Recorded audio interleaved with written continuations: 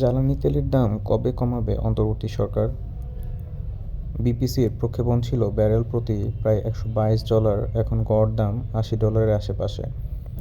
BPC হচ্ছে Bangladesh petroleum corporation, আর এক ব্যারেলে 159 litre তেল থাকে। চলতি 2024-25 অর্থবছরে বাংলাদেশ পেট্রোলিয়াম কর্পোরেশন বিপিসি আন্তর্জাতিক বাজারে অপরিশোধিত জ্বালানি তেলের ব্যারেল প্রতি গড় মূল্য প্রাক্কলন করেছিল প্রায় $122। যদিও বিশ্ববাজারে জ্বালানি পণ্যটির গড় মূল্য এখন $80 আশেপাশে। সামনে তা আরও কমার পূর্বাভাস রয়েছে। আন্তর্জাতিক বাজারে নিম্নমুখী থাকলেও দেশের বাজারে এখনও দাম কমানো হয়নি জ্বালানি তেলের। উল্টো বিপিসির কর্মকর্তাদের দাবি, আন্তর্জাতিক বাজারে এ ধরনের পরিস্থিতি অব্যাহত থাকলে লোকসানে পড়বে সংস্থাটি। এর সঙ্গে দ্বিমত পোষণ করে বিশেষজ্ঞরা বলেছেন, আন্তর্জাতিক বাজারে পণ্যটির দাম বিপিসির প্রাক্কলনের চেয়ে অনেক কম, ফলে পণ্যটি আমদানিতে বিপিসির খরচ অনেক কম।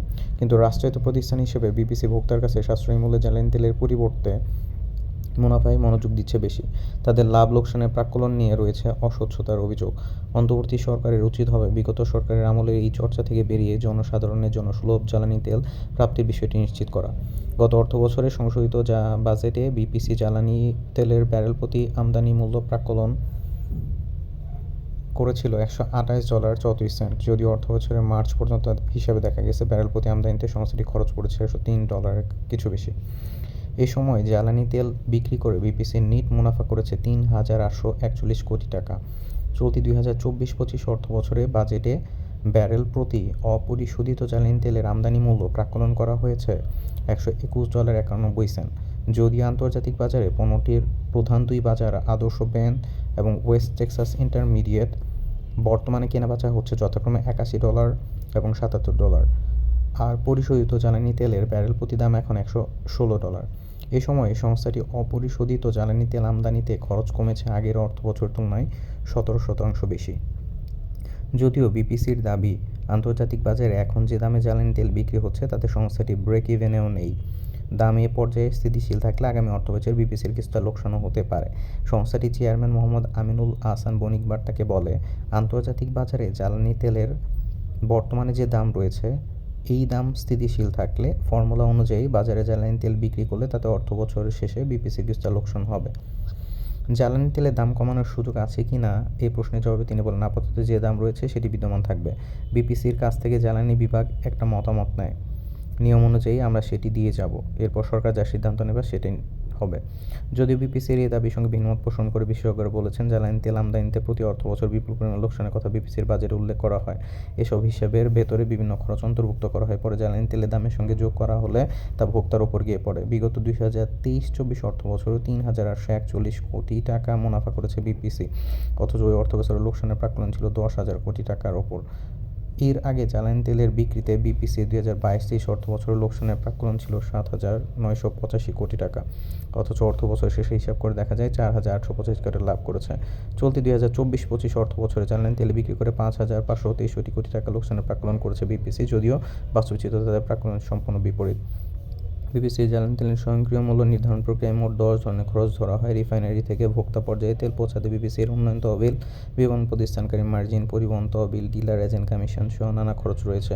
এর সঙ্গে বড় আকারে মুনাফা মার্জিন যোগ করে বিপিসি। সরকারের ভ্যাট ট্যাক্স, আনুষঙ্গিক ব্যয় জ্বালানি তেলের ভোক্তার উপর চাপিয়ে দেওয়ার পরও এই মুনাফা মার্জিন কতটা যুক্তিসঙ্গত তা নৈতিক এ বিষয়ে প্রশ্ন তুলেছে জ্বালানি সংশ্লিষ্টরা। তাদের ভাষ্য, এই মার্জিনের ফলে দেশের বাজারে জ্বালানি তেলের দাম কমানো যাচ্ছে না। এমনকি জ্বালানি বিভাগ যে প্রক্রিয়ায় স্বয়ংক্রিয় মূল্য নির্ধারণ পদ্ধতি চালু করেছে সেটা এখন Bangladesh energy regulatory commission BIRC গণশুনানির মধ্য দিয়ে পরীক্ষা করা দরকার। বিশ্ববাজারে জ্বালানি তেলের দাম এখন নিম্নমুখী অবস্থায়। বিপিসি যদি মুনাফার মার্জিন কমায় তাহলেও দেশের বাজারে সাশ্রয়ী দামে জ্বালানি তেল পাবেন ভোক্তারা। সরকারকে ভ্যাট ট্যাক্স পরিশোধ করার পর বিপিসি পরিচালনার ব্যয় নির্বাহ ছাড়াও রাষ্ট্রায়ত্ত প্রতিষ্ঠান হিসেবে বিপুল মুনাফার পেছনে ছোটার যুক্তিসঙ্গত কোনো কারণ নেই। জ্বালানি বিশেষজ্ঞ এবং বুয়েটের অধ্যাপক মোহাম্মদ তামিম বণিক বার্তাকে বলেন, বিপিসির পেট্রোল অকটেন বিক্রিতে কোনো লোকসান নেই। ডিজেল বিক্রিতে তারা লোকসানের কথা বলে, অথচ লোকসান হয় কিনা সেটি জানার সুযোগ নেই ভোক্তার। বছর শেষে বিপিসির আর্থিক হিসাব দেখলে বোঝা যায় তাদের জ্বালানি তেল বিক্রিতে কোনো লোকসান নেই। বিপিসির জ্বালানি তেল বিক্রিতে একটি মূল্য নির্ধারণ ফর্মুলা জারি করেছে জ্বালানি বিভাগ, সে অনুযায়ী বাজারে জ্বালানি তেল বিক্রি করা হচ্ছে। স্বচ্ছতার জন্য হলেও বিপিসির জ্বালানি তেলে বিক্রি ফর্মুলা নিয়ে বিআইআরসি গণশুনানিতে আলোচনা করা যেতে পারে। তাহলে ভোক্তা জানতে পারবে তারা কোন পণ্য কত টাকায় কিনছে, যেটা এলপিজির দাম নির্ধারণ প্রক্রিয়ার ক্ষেত্রে করা হয়েছে। স্বচ্ছ প্রক্রিয়ার মধ্যে দিয়ে করে গেলে বাজারে জ্বালানি তেলের দাম কমানো সম্ভব। সরকারকে দাম নির্ধারণ পদ্ধতি রহিত করে বিআইআরসিকে দেওয়া হয়েছে। এখন দেখা যাক বিআইআরসি কী করতে পারে। আন্তর্জাতিক বাজারের সঙ্গে মিল রেখে চলতি অর্থবছরের মার্চ থেকে জুন পর্যন্ত জ্বালানি তেলে সমন্বয় করেছে বিগত সরকার। স্বয়ংক্রিয় মূল্য নির্ধারণ ফর্মুলায় দাম নির্ধারণ লিটার প্রতি ডিজেল, কেরোসিন, পেট্রোল, অকটেনের কিছু মাত্রা ওঠানামা করেছে। অন্তর্বর্তীকালীন সরকার ক্ষমতা গ্রহণের পর গ্যাস বিদ্যুতের দাম নির্ধারণ বাতিল করে দিয়েছে। সেই সঙ্গে বর্তমান জ্বালানি তেলের নির্ধারণ আপাতত বন্ধ থাকবে বলে সিদ্ধান্ত দিয়েছে অন্তর্বর্তী সরকার। জ্বালানি তেল বিক্রি করে 2014-15 অর্থবছর পর থেকে মুনাফায় ধারায় রয়েছে বিপিসি। ওই সময় থেকে 2022-23 অর্থবছর পর্যন্ত 47,500 কোটি টাকার বেশি মুনাফা করেছে সংস্থাটি। এর মধ্যে কেবল 2021-22 অর্থবছরেই 2,706 কোটি টাকা লোকসান হয়েছিল। বিপিসির জ্বালানি তেলের মূল্য নির্ধারণ ফর্মুলায় বলা হয়েছে ডিজেল, কেরোসিনের চেয়ে সবসময় 10 টাকা বেশি থাকবে অকটেনের দাম।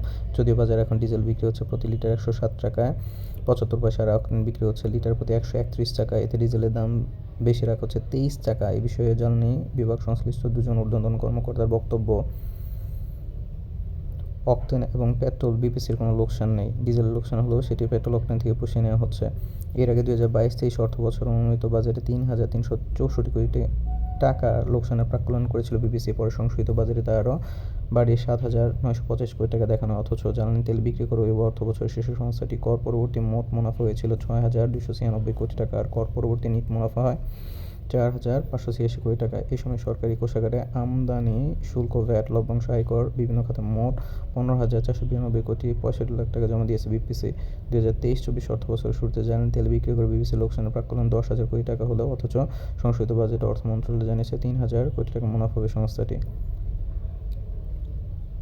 সে অনুযায়ী গত 2 অর্থবছরে বিপিসির মোট মুনাফার প্রাক্কলন হবে 8,427 কোটি টাকা।